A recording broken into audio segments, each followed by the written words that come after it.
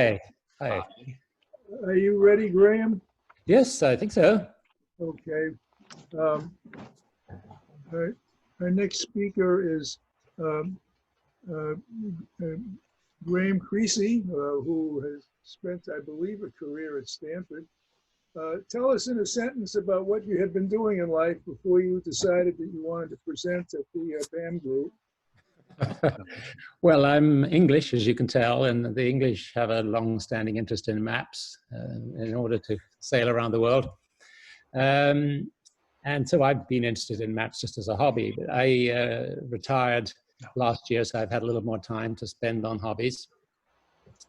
But a few years ago, my wife Laura and I were in France on holiday, and we went to one of the open-air markets in Provence. And my wife saw an old frame map of Paris, which looked interesting. The dealer said it was by Brown and Hogenberg, whom I'd never heard of at the time, but it looked interesting and it wasn't very expensive. So we bought it and we brought it back on the plane as hand luggage in its frame after going to a hardware store and getting some pieces of plywood to sandwich it in between, so hoping that the glass in the frame wouldn't break. When we got home, we took it out of the frame and we found it had been mounted on silk, which had then been glued to cardboard. So we took it to Karen Zukor in Oakland, who does paper conservation and restoration. She was able to remove it from the cardboard and the silk. And this is what it looked like at that time. We now have it framed again. I'll just hold up the, so you may just be able to see it. Nice. Yeah, so it's now Nice. reframed. In that form, we have it hanging on the wall. And I expect many of you may know this map from the late 16th, early 17th century. The question is, firstly, was it authentic? And one thing that we were interested in was the fact that it had text on the back in Latin. And this is the text that it had, Lutetia Parisiorum. I thought, well, that looks like it came out of a book and had been unbound from a volume, maybe volume 1 of the Bragg and Hogeberg Atlas. I was curious about the text, but my Latin's kind of rusty. I haven't studied it for more than 50 years. So I thought I'd try Google Translate and started by importing this scan into Adobe Acrobat and then using optical character recognition to try and get the text out. But it made so many mistakes, I ended up just typing the Latin into a word processor and then copying it into Google Translate, which produced some very amusing mistakes and rather spotty translation. So then I got in touch with the Department of Classics at Stanford. They put me in touch with somebody called Lena Wang, and she's done a translation for me, which actually reads quite well. I think I can pull it up on screen sharing if you like. Oh, somebody else is sharing. Let's see if it's possible to share. Yep, you can try it again. Let me try now. Yeah. Here we are. If you can see that now. Yeah.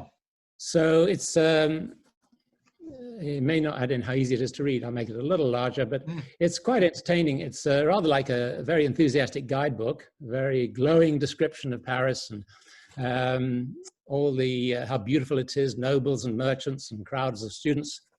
Talks about it being a city of learning, founded on theology, medicine, law, and the arts. Going back to Robert to Sorbonne, after whom the Sorbonne is named. And it lists various sites, and including the cemeteries and the collections of bones. It also, even a crocodile that was found in the foundations, which I don't know if anybody knows about. Wow. It talks about the history of the city from Roman times, how much mud there was in the early days. And it even says, claims that the inhabitants were descended from Noah, of Noah's Ark, through his son Japheth, who was supposed to have populated Europe. So it's a very glowing description.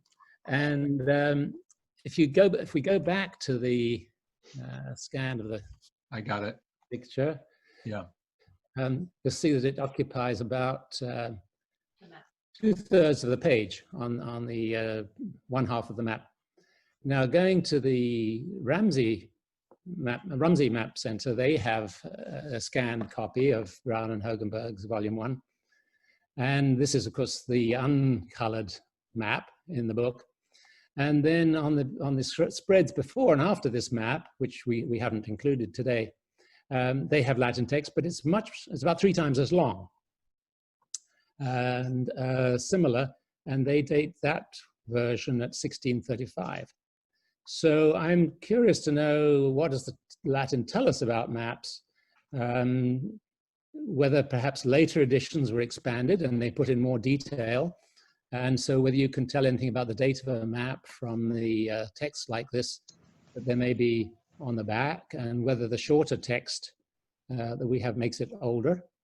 And how one can, if there are other people who have translations of this, I think Jim Jeffrey said he had a map of Marseille from Brown and Hogenberg that had French text on the back.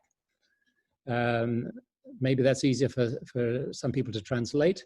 I haven't found an English translation, and I'd be interested to know if anybody else has, but if you haven't, you may be able to get help from the Department of Classics at Stanford in having things like this translated. But what do other people think about text on the back of maps, and what it can tell us about the authenticity and the age of a map? Text on the back of maps indicates that it was in an atlas, in my opinion, from what I've learned. Freestanding maps usually don't have text on the back. So that's pretty good evidence that it was in an atlas.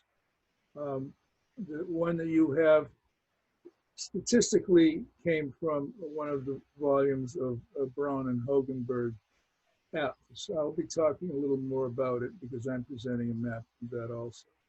I have a little bit of experience with various states of maps coming through the map store, and my general subjective interpretation of the text on the back is based on the language.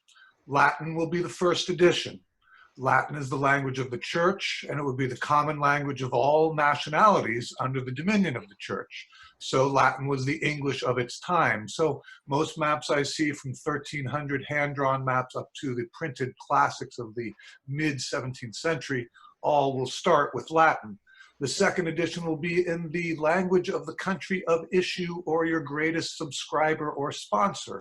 So if it is an English map, often the second edition will be in English. Speed's second edition is in English. His third edition is in Dutch. And then we have the remaining languages and your intended market. After that, we get into derivatives, and that is to say that we'll have reductions. I believe I've seen maps both as individual folios as well as those intended to be bound, i.e. with a tipping in the middle and creased, both to contain text on the back. But more frequently, it is the Atlas edition that will have a printed text in the same intaglio printing as the map itself. But what we also find often on the back of that map will be a hand enumeration. That will have been done because all subscriptions are unique, and the binding order of an atlas will be done at the request of the subscriber. So those are my experiences with the stuff on the back of maps, and those are the small generalizations that I can make. Yes, thank you. This one does have hand numbering at the top and bottom, or at the bottom of the page, and the one at Rumsey, similar hand numbering, but in a different numbers done by hand. And the Rumsey one, although it's catalogued as 1635, there's handwritten on the title page 1572. I'm not sure what that means. Yeah, right. There's the Rumsey one, I think. Yeah. 1572 was close to the last perhaps issues under George Braun. First state. Yeah.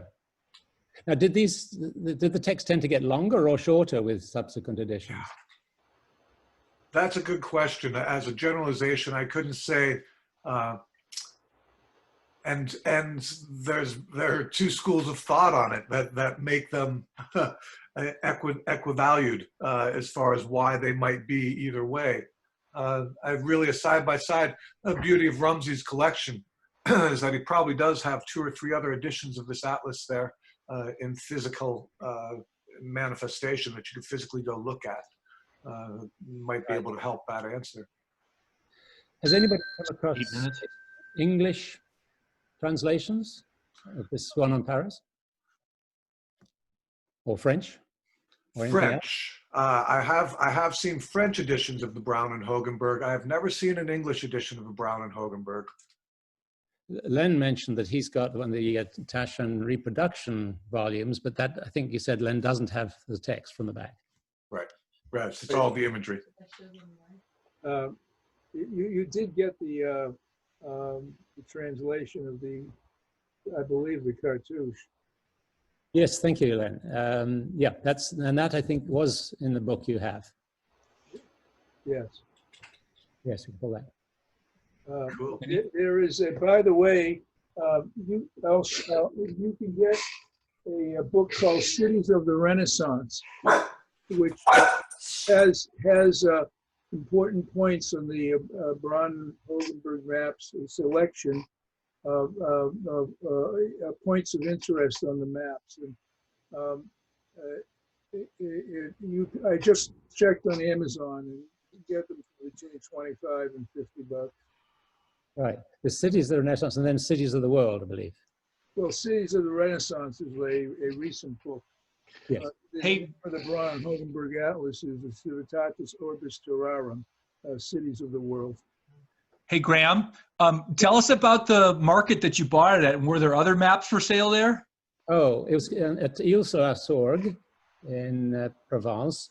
My wife... There wasn't any other maps. no. It was just many things. It was like a very eclectic view. Yeah, Adila was just happened to have this one map in a frame, and we knew nothing about it, except that it looked old. interesting, and it might be old. That's all we knew. But it's a very good Great. open air market in Provence if you're ever there. You never 10 know what minutes. you're going to get from a flea market. We were doing a flea market in San Francisco a number of years ago, and I saw some maps folded up. Well, in 1960, our editor of Calafia was the interpreter to the Secretary General of the Rome Olympics, and didn't think to take any maps home. Maybe there weren't any. But as I opened up this map in this flea market, there is a color rendition of the whole Rome Olympics. And it was done in 1960, and it was a whole $1. So you never know what you're going to find in a flea market, especially if you have if you're focused on something. Right. It's Graham, thank you so much. Thank you. We're at time. Thank you very much. Now, our next